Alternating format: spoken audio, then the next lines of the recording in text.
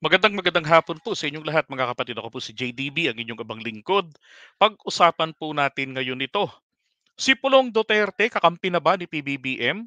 Well, sabi nga po kanina rito no, sa comment kanina ni Alin Parduccio ni Kabayan, yan sa Hong Kong. Good PM. Yan, sabay hi. Yung NUP pala kanina, nag-alyansa sa Partido Federal. Partido pala ni Pulong Duterte. Well, ang ginawa ko po kaagad mga kababayan, tinignan ko po kaagad. At eto nga ho, ang aking natuklasan. No? Kanina nga po talaga ang ating presidente, PBBM, ay dumalo yan ho sa sa alyansa. Eto nakalagay diyan no, sa balita ng GMA7. President Bongbong Marcos attends the PFP-NUP NUP Alyansa para sa Bagong Pilipinas signing. Okay. So yun na. Ito ho yung alyansa kumpirmado. Pero ano ho ba ang importante rito mga kapatid na maipakita ko po sa inyo? Bukod sa balita na kumpirmasyon talaga na kanina lamang po talaga nagkaroon ng signing ng kanilang alyansa ng NUP. Alright. So tingnan po natin itong profile ni Pulong Duterte. Okay? At ito nga po ang nakalagay ay jararang, ayan ho Paulo Duterte. Tinanong ko po ang ating kaibigan si google.com at ito nga po ang nakalagay. Paulo Duterte, ayan, si congressman. At ito po sa bandang ibaba. Dahil gusto po nating masiguro, partido niya ba talaga yan? NUP ba talaga ang kanyang political party? Kailan pa? Nako, ito po ang nakalagay, tumataginting magmula 2018. Partido na. Naku, Diyos ko po. Ba't naman lumitaw yung tatay? Eto ho mga kapatid, partido niya nga ho pala talaga ang NUP. Okay, so ang kanyang local na political party kinabibilangan ang partido ng kanyang kapatid. 'Di ba? Si VP Sara. So from 2018 up to present. And then nung na tumakbo siya na congressman noong 2019, ang partido niya pala ay NUP. Eto, so confirm po mga kapatid. Taga National Unity Party etong si Congressman Pulong Duterte o si Paulo. Okay. So ngayon, ang tanong, dahil po sinabi na siya po ay tatakbo bilang senador sa 2025, dalawa lang po ang bagay na malinaw ngayon dito. Ha? Lalayas kaya siya sa partido ng NUP at sasanib doon sa partido ng tatay niya? 'Di ba? Abay, bilang kahihiyan na lang. 'Di ba? Kasi kung mananatili siya diyan sa partido ng NUP tapos kaalyansa ng partido ng Pangulo na kanilang inuurat-urat mag-ama, parang parang napaka-trapo naman yata tignan ng gano'n, 'di ba? So para o kaya naman, kung sabi nga nila, ako naniniwala ako na aalis 'yan, 'di ba? Baka naman pagka umalis 'to sabihin niya ganito, "Hindi naman ako kinonsulta ng party leaders namin." 'Di ba? Tingnan natin, sino ba ang nagmamay-ari o sino ba ang may hawak nitong NUP, okey? Tingnan natin, sino bang ang bumuo ng NUP?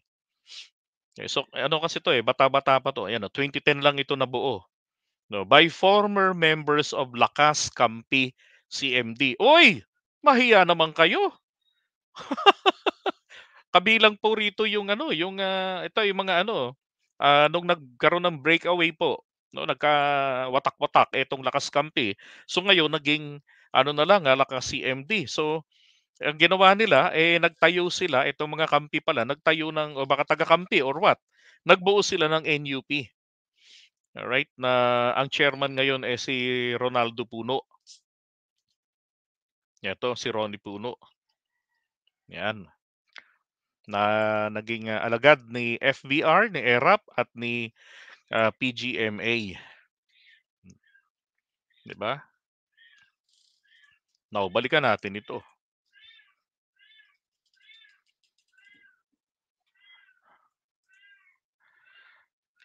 at, eto na nga ang ating presidente, nagsalita roon sa kanila.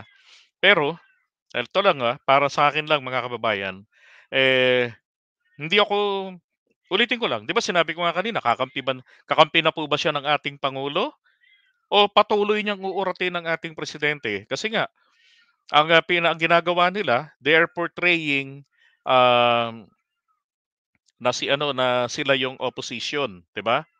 So para maging opposition ka, kalabanin mo yung mga panukala ng gobyerno pero dapat ano 'yan, in a very constructive way.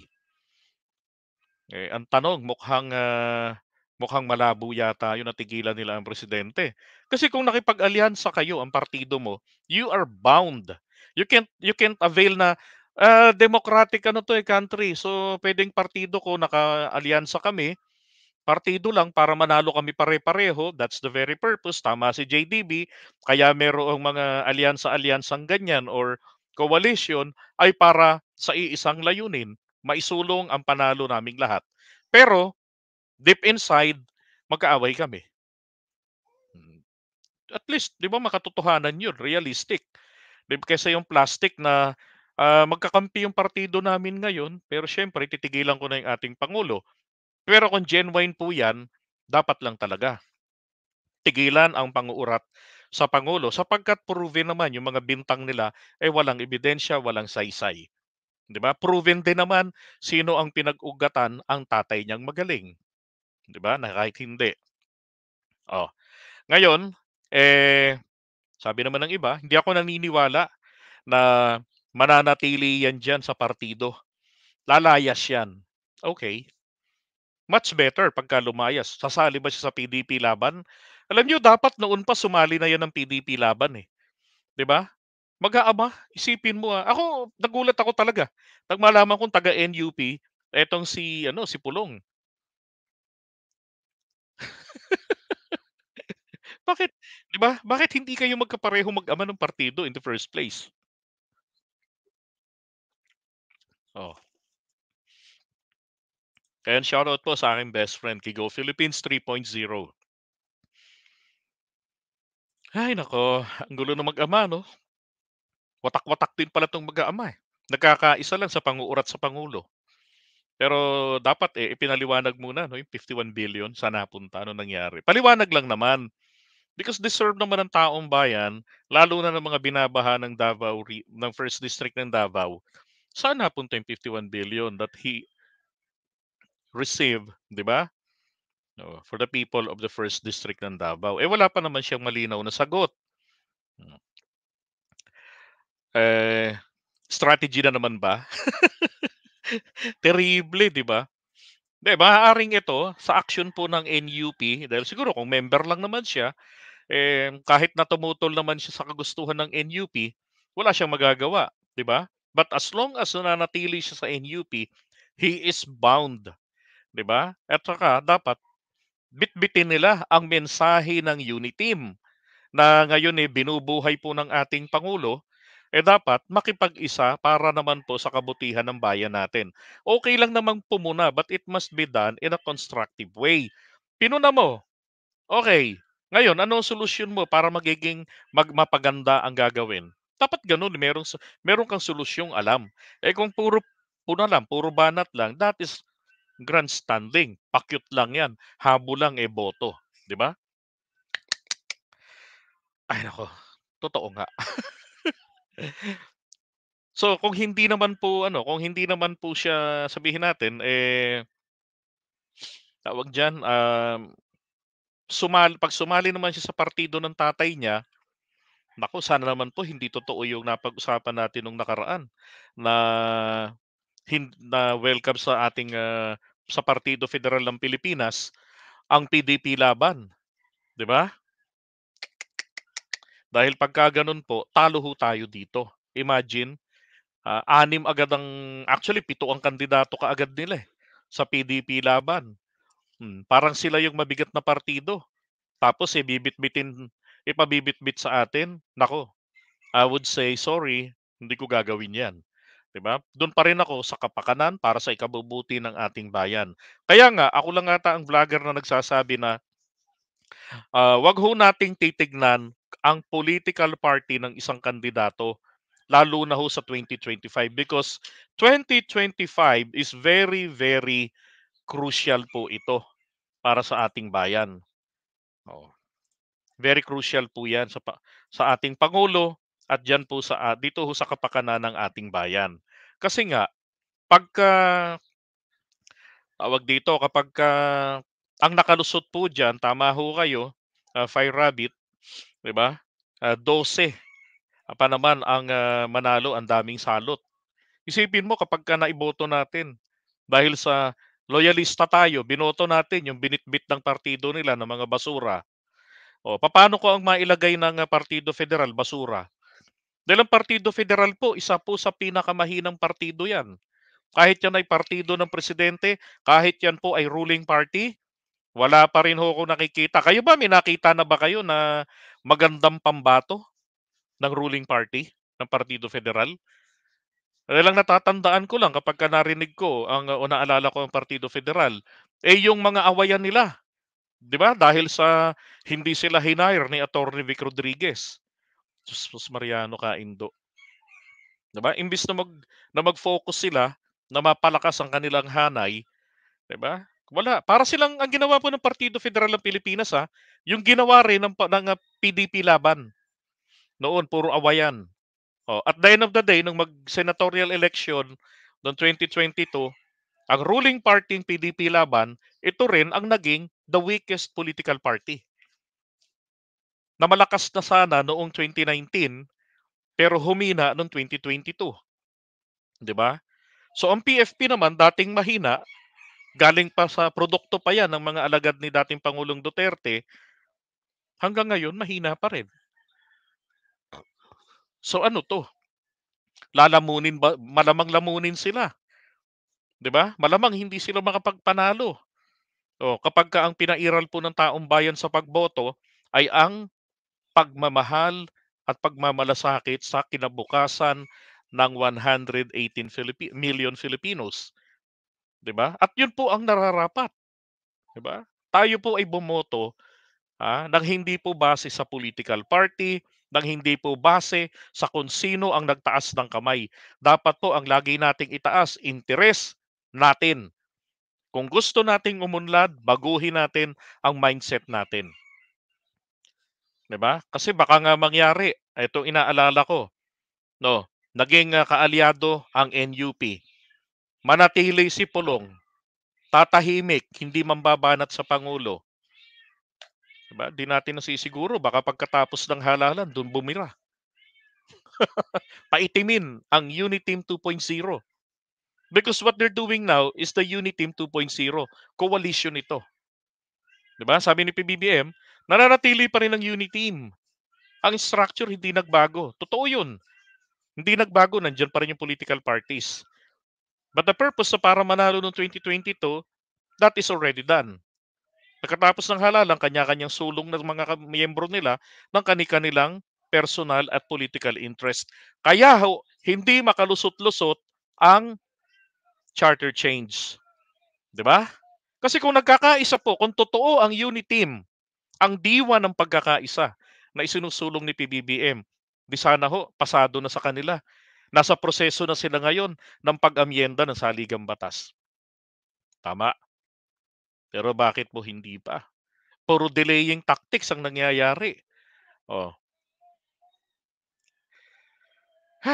Tapos, um, pagkatapos ng halalan yan, gulo na naman. Di ba? Oh. Tapos ito pa, pag makaalyansa pa nila ang PDP laban, naku, patay tayo nito, bitbitin. Di ba? My goodness. And again, isa lamang po ang ating laging sinasabi, pag ayaw natin ang nangyayari, kailangan po ma-preempt agad natin ito, hadlangan natin, sansalain natin kaagad. Iparamdam natin sa ating Pangulo, Mr. President, Mr. President PBBM, Hindi po namin iboboto 'yan, hindi namin gusto 'yan, 'di ba? 'Yun, sa comment section binabantayan po nila ang mga vloggers, isa na po tayo doon. At 'yan ay confirmed, ilang beses nang nangyari 'yan, na kung ano yung ating nginawngaw, eh, nangyari, 'di ba? Gano'n ho ang importante rito, iparamdam natin na, "Mr. President, mag-ingat po kayo, ha, kampon ho ng dilim yang iba diyan." Ay naku, mabuti na lamang, ah, tawag dito, dapat ho, maging ano tayo, magtanda na ho tayo, 'di ba? Macho, gwapito, magtanda na tayo. Oh, yung nangyari nung kay Robin Padilla, 'wag na ho nating dagdagan. At least si Robin Padilla, ano lang ito, kung parang kawayan lang ito, kung saan ang ihip ng hangin, doon lang po ang balentong nito, 'di ba? Etong mga Duterte, may sariling mundo. Bakit? Kasi nga sinusulong nila, pinaglilingkuran nila ang interes ng China sa papaanong paraan. Sirain ang presidente na kontra sa interes ng China. Dahil lang matinding usapin po sa darating na halalan dito ay ang West Philippine Sea issue, 'di ba? Isipin niyo na lang yung nangyari po kay ERAP. Putragis sa mga Pilipino biglang naging banal. Nagalit sa sugarol.